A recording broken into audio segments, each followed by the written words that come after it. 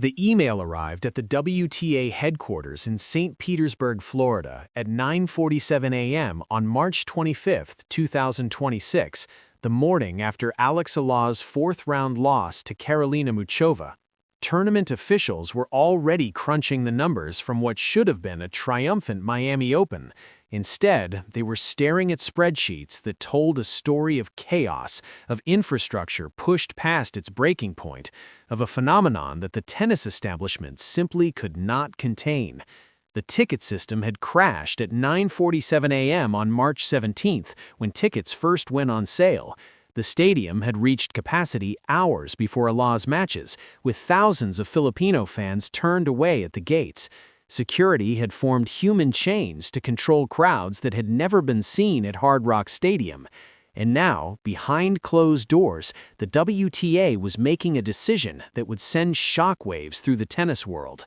They weren't just reviewing the chaos, they were removing Alex Eala from the remainder of the tournament's promotional materials, scrubbing her from the closing ceremony, and, according to sources, discussing whether they could continue to host events where one player's popularity made the tournament unmanageable. The crowd surge that should have been celebrated had become, in the eyes of the WTA, a crisis, and Alex Eala was paying the price. The scenes at Hard Rock Stadium throughout the Miami Open defied every precedent in tournament history. When Alex Eala walked onto center court for her second-round match against Laura Siegemund on March 19, the 14,000-seat stadium was filled to capacity, with thousands more outside, waving Filipino flags, chanting her name, turned away at the gates. Tournament director James Blake had promised Eala would play on center court, acknowledging that her fan base had outgrown the secondary courts. But even he hadn't anticipated the full scale of what was coming. The ticket system had crashed at 9:47 a.m. on March 17, the moment tickets went on sale to the public. Filipino fans, many of whom had traveled from across the United States and even from the Philippines itself, overwhelmed every server the tournament had. By the time the system came back online hours later, every session featuring Eala was sold out. The finals, by comparison, would never be full, but for Eala, every match was a sellout. The numbers were staggering. Ticket sales for Eala's matches exceeded projections by 48%, the same surge seen in Dubai earlier in the year. Her jersey sales accounted for 57% of all merchandise sold at the tournament, more than every other player in the field combined. Coco Gauff, Iga Swiatek, Aryna Sabalenka, all the top-ranked players in the world combined sold less merchandise than Alex Eala alone. The atmosphere during her matches was unlike anything tournament officials had seen in decades. Filipino flags filled entire sections. Chants of "Let's go, Alex!" echoed through the corridors. When Eala won her second-round match against Laura Siegemund after 3 hours and 20 minutes, the stadium erupted in a celebration that lasted long after she walked off the court. Even her opponents noticed. Laura Siegemund, the veteran German who had faced Eala in that marathon match, stopped play at one point to complain about crowd movement, fans entering the stands mid-point, disrupting her concentration. The chair umpire responded with a bluntness that stunned the 38-year-old. "They're allowed to let people in even between the games. It's been like this since a long time." The tension between Eala's massive fan base and the infrastructure designed to contain it had reached a breaking point, and the WTA was taking notice. The controversy during Eala's second-round match against Laura Siegemund should have been a warning sign. Instead, it was a preview of the chaos that would follow. The match itself was a battle. Eala, who had entered the tournament as the 31st seed, faced a 38-year-old German veteran known for her crafty tactics and ability to disrupt rhythm. Siegemund had built a reputation over 2 decades on tour for pushing boundaries, for taking extra time between points, for complaining about crowd noise, for using every trick in the book to unsettle younger opponents. At the 2023 U.S. Open, a teenage Coco Gauff had erupted in frustration against Siegemund, marching to the umpire's chair and demanding to know why the German was allowed to exceed the shot clock repeatedly without consequence. Now, at the Miami Open, it was Eala's turn to face the Siegemund experience. Midway through the second set, after a missed toss from Eala, Siegemund turned around and retreated to the back of the court, appearing to issue a complaint to the umpire. Eala, who had been leading 3-0 in the first set before Siegemund's tactics disrupted her rhythm, approached the chair with her own complaint. "Can you watch her time? Because many times she's delaying," Eala said, her voice carrying the frustration of someone who had been waiting for the umpire to enforce the rules. The umpire responded evenly. "The time has been watched and she knows, and you as well. You need to be careful of the clock." Eala pressed the point. "I was about to serve." "Yeah, but she stopped the point. I was about to serve and she turned around." The statistics that would later be broadcast during the match told the real story. By the second set, Eala had exceeded the 25-second shot clock on 57% of her service points. Siegemund, a staggering 85%. After the match, which Eala won 6-7, 6, 6-3, 6-3, the controversy continued on social media. Fans piled on the German veteran, calling her tactics unbearable and dirty. One fan wrote, "Please retire or stop with all your drama every match, except other players are much better." Another added, "She's 38 and have been on tour for so long and still acting like she doesn't know this, so theatric." But the real story was not Siegemund's tactics, it was the crowd. The match had drawn thousands of Filipino fans to Hard Rock Stadium, filling the stands to capacity, creating an atmosphere that even the veteran German could not ignore. And when she tried to complain about the crowd movement, the umpire's response was blunt. "Fans are allowed to enter between games. This is normal." For the WTA, the incident was a warning sign that they failed to heed. The crowd that had come to support Eala was not just enthusiastic, it was unmanageable. And as the tournament progressed, the infrastructure would only be tested further. March 23, 2026, Hard Rock Stadium, Miami Gardens. The fourth-round match between Eala and Karolina Muchova was supposed to be the biggest test of the Filipina's young career. The Czech veteran, a former world number 8 and French Open finalist, had been in devastating form all tournament. She had dropped only one set in her previous matches and was playing with the confidence of someone who had just won her first WTA 1000 title in Doha. The stadium was packed. Filipino flags waved in every section. The chants of "Let's go, Alex" echoed off the concrete walls. But this time, the crowd could not save her. Muchova dominated from the first point. Her serve was precise, her ground strokes heavy, her movement fluid.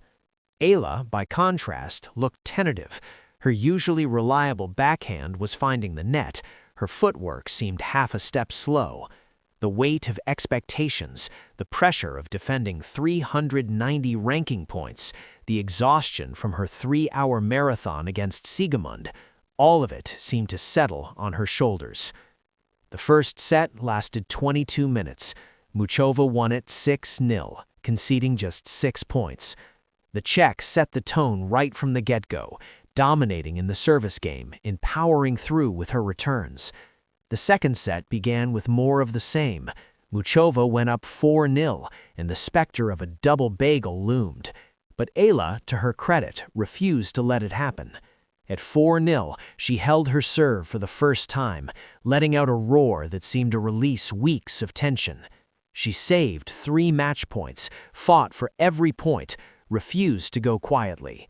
But Muchova was simply too strong, too experienced, too precise. After 60 minutes, the match was over. Final score, 6-0, 6-2. After the match, Eala was gracious in defeat. "Of course, I'm leaving the court today a little disappointed, which is normal, but overall I'm very happy about my performance this week," she said. "I'm in a position where this tournament is not all or nothing, not everything's on the line." Muchova, for her part, acknowledged the challenge of playing against Eala.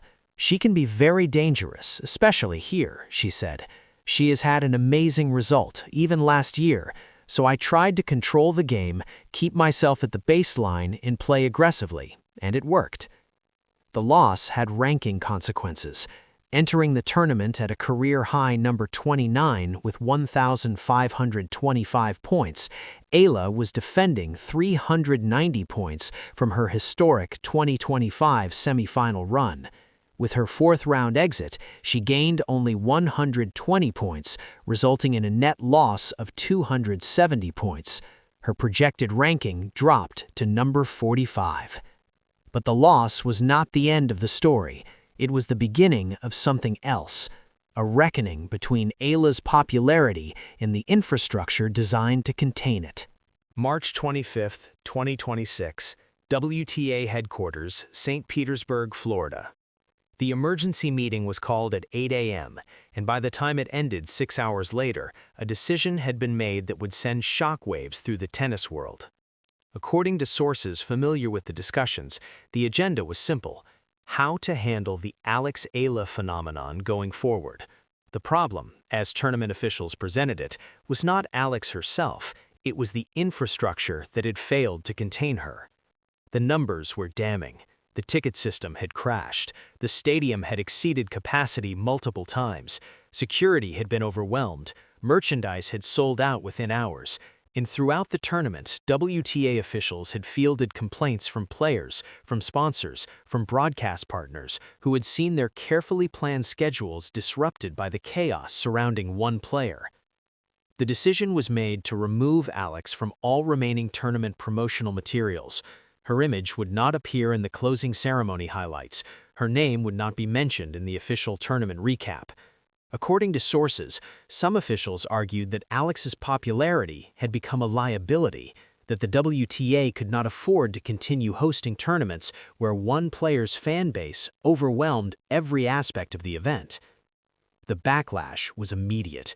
When news of the decision leaked, Filipino fans erupted on social media. They built their entire marketing campaign around her and then blamed her when it worked too well, one fan wrote. Another added, "She sold out the tournament, she crashed the ticket system, she outsold every other player, and they're punishing her for being too popular?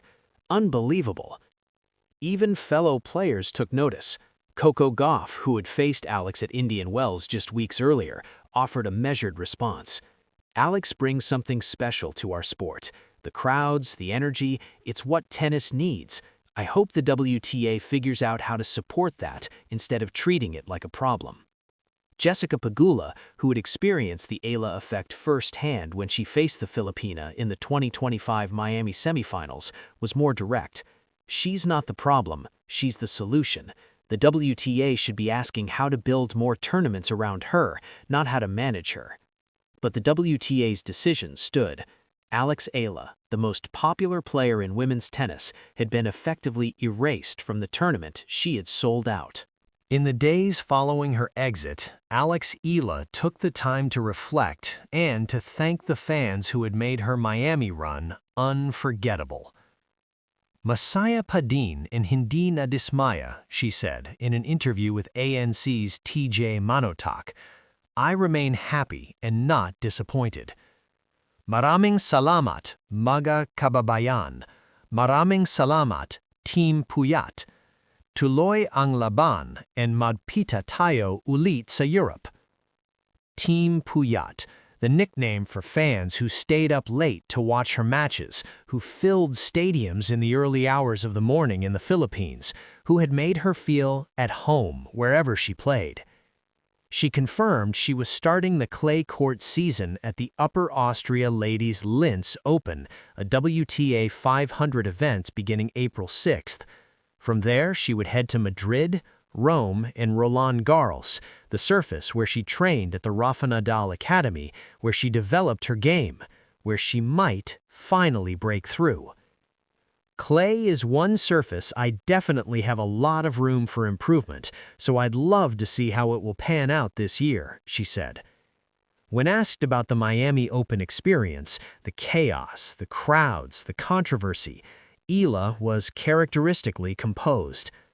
Opinions or expectations can change. That is not in your control. What I know are facts and truths, and the truth is that I've been working really hard, and I know I've been taking the right steps and approaching it in the right way in terms of what I need to do on court, so that gives me more calm.